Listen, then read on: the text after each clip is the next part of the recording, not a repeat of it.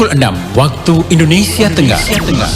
RRI ND menyiarkan Warta Berita.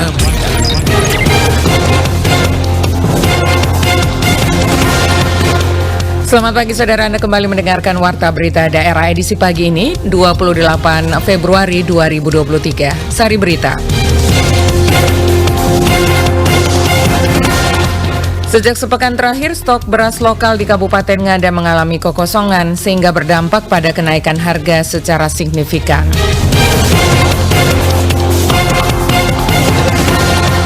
Terkait kondisi cuaca ekstrim dengan hujan deras disertai angin kencang yang terjadi sepekan terakhir di wilayah Kabupaten Ngada, Pemkab Ngada himbau masyarakat untuk tingkatkan kewaspadaan dan hindari melakukan aktivitas di luar rumah. Selain dua berita ini akan kami hadirkan juga berita-berita lainnya. Selengkapnya kami rangkum dalam Warta Berita Daerah pagi ini bersama saya, Desi Natalia.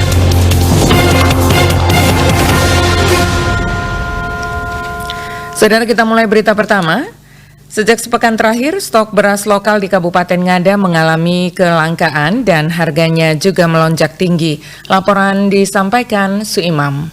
Kepala Dinas Perindustrian dan Perdagangan Disperindak Kabupaten Ngada, Laurentius Nisogoja, kepada RRI Senin 27 Februari 2023 mengatakan hal itu disebabkan terjadinya gagal panen dipengaruhi oleh curah hujan yang sangat tinggi, terutama di daerah Soa kemarin, sehingga mempengaruhi kualitas dan produksi beras lokal. Dijelaskan, beras yang beredar saat ini kebanyakan didatangkan dari luar daerah, mengakibatkan harganya melambung tinggi sampai Rp16.000 per kilogramnya. Kalau harga di dalam kota maupun di kecamatan itu kisaran itu 14 sampai 15 sampai 16.000 per kilogram. Menurutnya, mengantisipasi hal tersebut, pihaknya sudah berkoordinasi dengan Bulog untuk melakukan operasi pasar sehingga kebutuhan beras bagi masyarakat di Ngada selalu terpenuhi. Kita melakukan koordinasi dengan Bulog sehingga mungkin bisa dilakukan semacam operasi pasar, dan hanya pada saat ini pihak Bulog itu masih sedang melakukan operasi pasar di wilayah Nagikio. Selesai dari Nagikio ini nanti kita akan lakukan di Kabupaten Ngada untuk melakukan operasi pasar. Ia melanjutkan, kepada masyarakat jangan khawatir dengan stok yang ada, karena ketersediaan beras masih sangat mencukupi dan tidak mengalami kekurangan, hanya perubahan harga khusus yang menyebabkan mekanisme pasar berupa kenaikan dan penurunan nilai harga.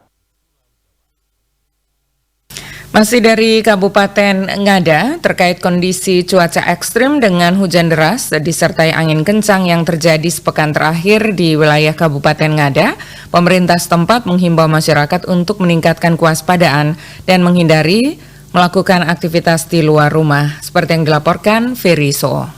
Aktivitas masyarakat di Kabupaten Ngada dalam kurun waktu beberapa hari ini mengalami gangguan akibat hujan deras disertai angin kencang serta diperburuk dengan udara dingin yang dapat mengancam keselamatan serta kesehatan masyarakat. Masyarakat diharapkan untuk tidak melakukan aktivitas di luar rumah agar terhindar dari musibah dan mewaspadai banjir bandang dan tanah longsor yang bisa saja terjadi akibat cuaca buruk. Wakil Bupati Ngada Raimunus Bena menghimbau agar warga masyarakat Kabupaten Ngada tidak lengah dan terus meningkatkan kewaspadaan karena hujan angin yang ekstrim terjadi setiap hari dengan tidak bepergian keluar rumah karena sangat membahayakan keselamatan diri.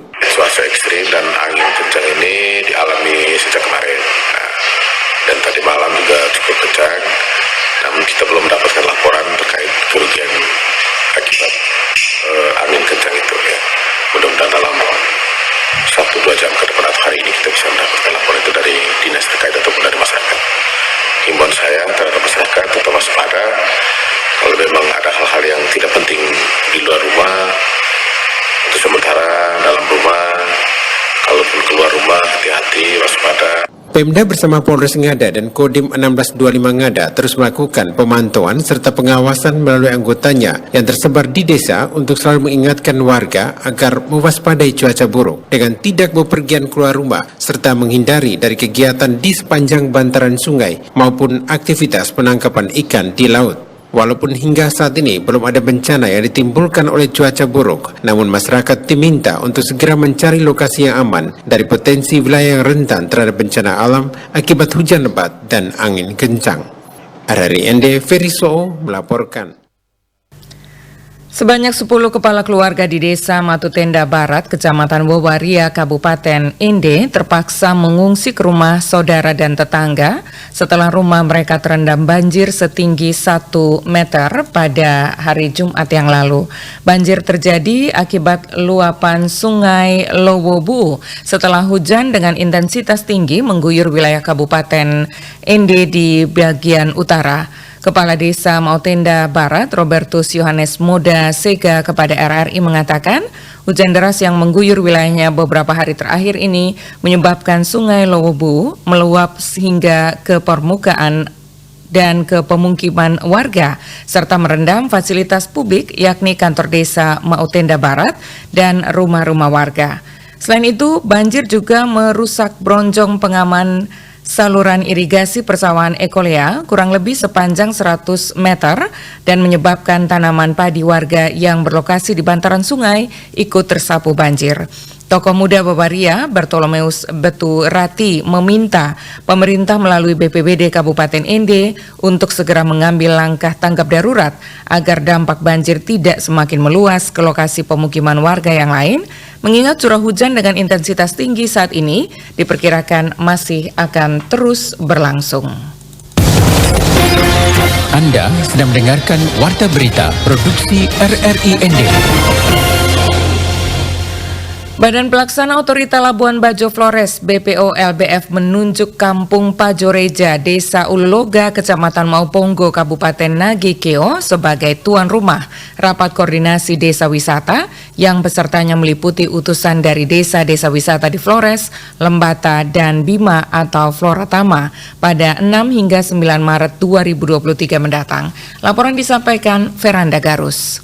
BPOP LBF menunjuk Pajoreja sebagai lokasi kegiatan karena dianggap strategis berada di tengah-tengah Flores. Semua peserta dari berbagai wilayah lebih mudah mengakses, selain itu menjadi peluang yang sangat bagus dalam memperkenalkan pariwisata di wilayah tersebut. Dan juga sekaligus tantangan bagi masyarakat desa Ululoga dan lebih khusus Pok Darwis Wongasela Ululoga. Kadis Pariwisata Nagekeo Silvester Tedaseda kepada RRI mengatakan, keadaan Kampung Pajoreja dengan kondisi terakhir termasuk keadaan kamar homestay, akses jalan masuk, dan juga fasilitas-fasilitas lain dapat mendukung kegiatan rakor nanti. Rakor ini akan melibatkan 30 peserta dari 30 desa wisata se-Floratama. Total tamu nanti yang akan berada di Pajoreja diperkirakan 70 orang, meliputi 30 peserta dari desa wisata Floratama dan juga dari penyelenggara sendiri dari PPO Labuan Bajo, juga dari pihak media dan utusan kementerian, lembaga, dan provinsi. Sebagai bentuk dukungan dari pemerintah Kabupaten Nagekeo, pembukaan kegiatan akan dilaksanakan di Aula Kantor Bupati Nagekeo. Selain itu, guna mempermudah akses keluar masuk Kampung Pajoreja, Bupati Nagekeo telah memerintahkan satuan kerja perangkat daerah terkait untuk mulai membenahi jalan menuju Kampung Pajoreja. Untuk mengantisipasi ketersediaan air bersih, pemerintah setempat telah menyediakan mobil tangki air. Selain itu juga kita mengantisipasi dengan dukungan sarana telekomunikasi, sinyal untuk di lokasi kegiatan, sehingga para peserta tidak kesulitan berurusan dengan komunikasi menggunakan teknologi-teknologi yang ada. Kita juga memberikan perhatian khusus di lokasi kegiatan, Bapak Desa dan setempat dan Bapak Camat serta desa-desa tetangga, perhatian dan kebersihan lingkungan sekitar. Adapun rangkaian kegiatannya, peserta akan tiba di Kabupaten Nagekeo pada tanggal 6 Maret dan akan langsung dilakukan pembukaan secara resmi. Pada tanggal 7 sampai 8 Maret, para peserta akan diarahkan ke Kampung Pajoreja dan melakukan diskusi bersama. Dan di tanggal 9 Maret, para peserta akan kembali pulang ke wilayahnya masing-masing. RRI Ende, Veranda Garus melaporkan. Beralih ke berita dari Kabupaten Manggarai, pemerintah daerah Kabupaten Manggarai akan merevitalisasi kawasan lapangan Motang Ruah. Laporan disampaikan Lady Badin. Pemerintah daerah Kabupaten Manggarai akan merevitalisasi kawasan lapangan Motang Rua pada bulan April 2023 mendatang. Bupati Manggarai Heribertus Nabit menjelaskan, revitalisasi lapangan Motang Rua nantinya akan menjadi natas labar atau tempat bermain bagi khalayak umum. Bupati Heri Nabit menjelaskan bahwa natas labar lapangan Motang Rua ini akan dijadikan destinasi baru baik untuk kegiatan sosial, rekreasi ataupun pertunjukan. Lapangan Motang Rua juga akan dimanfaatkan sebagai ruang ekspresi dan berkreasi serta sebagai tempat perjumpaan dan ruang interaksi antar warga. Revitalisasi tersebut menelan anggaran mencapai 3,5 miliar rupiah dan dibangun di atas lahan seluas 2,460 meter persegi yang nantinya akan dibangun amphitheater, bangku taman, spot foto, wahana permainan anak serta berbagai fasilitas lainnya yang dilengkapi wifi gratis. Adapun sumber anggaran dari paket kegiatan revitalisasi natas labar lapangan Motang Rua ini bersumber dari APBD tahun 2023 Kabupaten Manggarai dan APBN melalui Kemenparekraf. Kami pemerintah Kabupaten Manggarai mengucapkan terima kasih kepada segenap masyarakat yang memberikan respons, memberikan reaksi, memberikan masukan-masukan dan kritikan-kritikan berkaitan dengan rencana yang sudah dianggarkan dalam APBD 2023. Perlu disampaikan untuk menjadi pemahaman kita bersama itu adalah berkaitan dengan latar belakang. Latar belakang ini tentu ada hubungannya dengan kota yang semakin berkembang dan cepat dengan penduduk yang makin beragam, jumlah penduduk yang semakin bertambah. Itu artinya kebutuhan masyarakat juga makin beragam, termasuk kebutuhan akan sarana rekreasi baik bagi individu maupun keluarga, juga sarana olahraga santai dalam pengertian olahraga rekreasi ya. Karena itu menjadi tugas pemerintah juga untuk memenuhi kebutuhan yang makin beragam ini, kebutuhan masyarakat kota Ruteng. Bupati Heri Nabit juga menyampaikan ucapan terima kasihnya kepada Kementerian Pariwisata dan Ekonomi Kreatif Republik Indonesia yang telah menyediakan anggaran khusus untuk pembangunan amphitheater tersebut. Bupati Heri Nabit juga mengungkapkan bahwa konsep serta ide revitalisasi lapangan Motang Rua ini bukan dari pemerintah sendiri, tetapi melibatkan banyak masyarakat Manggarai, baik yang tinggal di kota Ruteng ataupun di luar daerah. Perlu dipahami bersama adalah ini bukan saja ide dari pemerintah Kabupaten Manggarai, tapi merupakan masukan dari segenap masyarakat kota, baik di Kota Ruteng ini sendiri maupun masyarakat Kota Ruteng yang sudah berdomisili di tempat lain, juga menjadi masukan dari masyarakat di sekitar Kota Ruteng yang selama ini merasa kesulitan berkaitan dengan wahana maupun lokasi tempat rekreasi. Kebetulan juga sebagai orang Manggarai tentu kita tahu bahwa dalam kebiasaan masyarakat kita atau malah dalam kebudayaan kita dikenal apa yang disebut sebagai natas, di mana kegiatan-kegiatan umum diselenggarakan, ya acara-acara lain juga diselenggarakan, menjadi tempat kumpul bagi pemudi masyarakat seluruhnya, dan memperindah natas tentu bagian dari pemerintah. Revitalisasi lapangan Motang Rua ini akan dilakukan tanpa meninggalkan perbaikan infrastruktur lainnya di wilayah Kabupaten Manggarai. RRI ND Lady Badin melaporkan. Saudara, untuk memastikan kualitas air yang disalurkan ke seluruh pelanggannya memenuhi standar kesehatan dalam layanan air bersih, Perusahaan Umum Daerah Perumda Tirta Kelimutu Kabupaten ND membangun kerjasama dengan Dinas Kesehatan Kabupaten ND sejak awal Februari 2023 ini.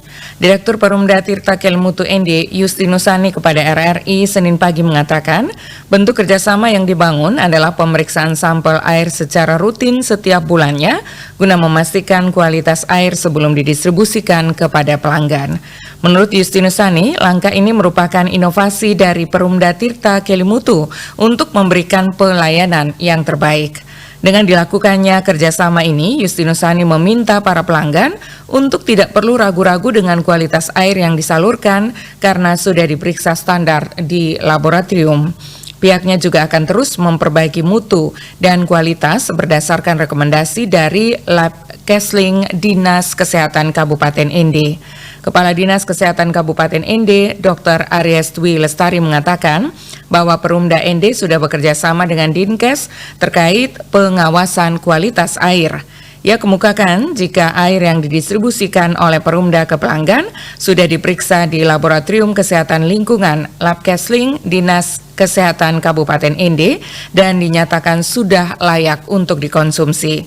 Dinkes akan segera mengeluarkan rekomendasi jika dalam pemeriksaan sampel air ditemukan hal-hal yang sekiranya dapat menyebabkan bahaya untuk kesehatan para pelanggan. Berita lainnya, BP2MI Kupang mencatat sepanjang tahun 2022, sedikitnya 108 jenazah pekerja migran Indonesia PMI asal NTT meninggal di Malaysia. Dari jumlah tersebut, sebanyak 106 dipulangkan kembali ke NTT dan 2 lainnya dikuburkan di Malaysia. Laporan disampaikan Rosa Dalima. Jumlahnya ada 108 jenazah atau orang yang meninggal asal NTT di Malaysia. Ketua Dewan Pembina Padma Indonesia Gabriel Gua kepada RRI mengatakan dari 108 PMI asal NTT yang meninggal di Malaysia, hanya 1 orang yang berangkat secara prosedural atau legal, di mana kondisi ini menyebabkan mereka rentan terjebak praktek tindak pidana perdagangan orang.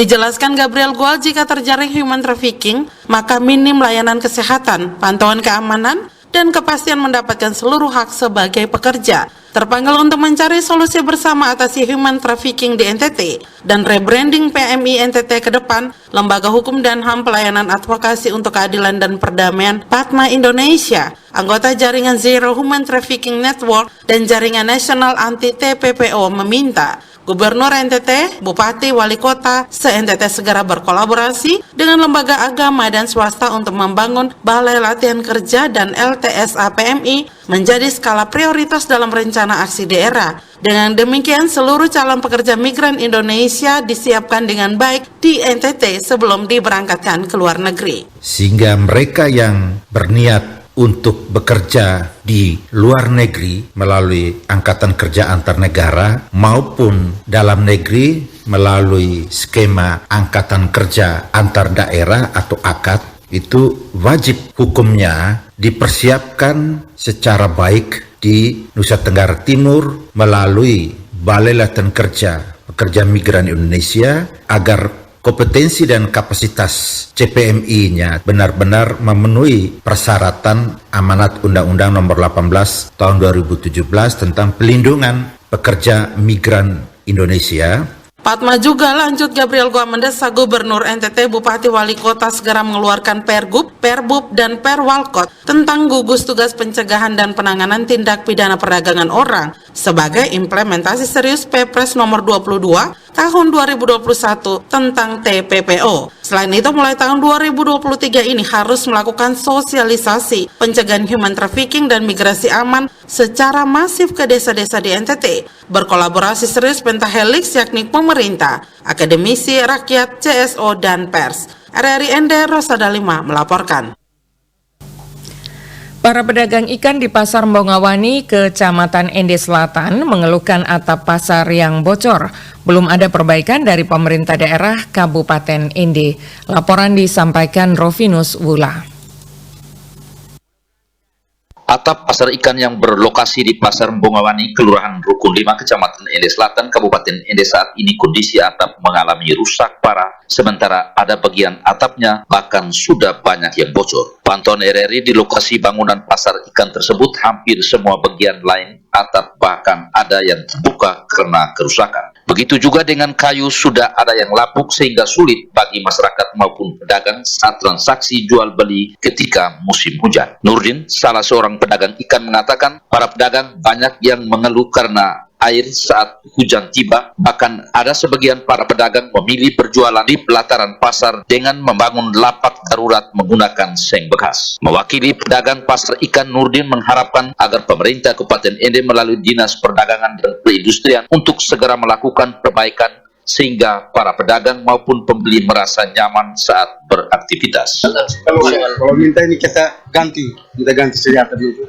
Kalau bisa beli pakai seng aluminium sih. Soalnya kita ini kan dekat pinggir laut ya. Iya. Kalau pakai seng biasa ini belum berapa tahun juga ya. Hasil belum sampai 10 tahun juga sudah bocor. Kita minta kalau nanti direnovasi kita pakai seng aluminium saja. Soalnya kami di pinggir pantai ini. Kalau bisa kita minta dari pemerintah bikinkan pos jaga satu di pasar ikan itu. Dengan petugasnya. Dengan petugasnya. saya bisa jaga. Nurdin mengatakan pemerintah melalui dinas terkait memperhatikan pasar Bungawani, pasar ikan sebagai pedagang selama ini sudah benar-benar tidak nyaman. Sangat disayangkan sampai saat ini belum ada satu bentuk perhatian untuk memperbaiki. Padahal atapnya sudah keropos, bahkan bocor sampai sekarang ini. Belum ada petugas dari dinas terkait meninjau atau melihat atap yang bocor. RRI Ender Finus Fula melaporkan. Saudara, informasi ini sekaligus mengakhiri Warta Berita Daerah pagi ini. Mewakili kerabat kerja yang bertugas, saya Desi Natalia mengucapkan terima kasih atas perhatian Anda mengikuti Warta Berita Daerah pagi ini. Selanjutnya pendengar, Anda bisa ikuti selengkapnya program Florata pagi ini.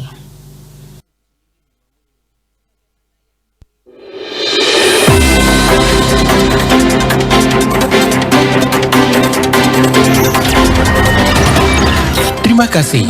Anda telah mendengarkan Warta Berita Produksi RRI ND.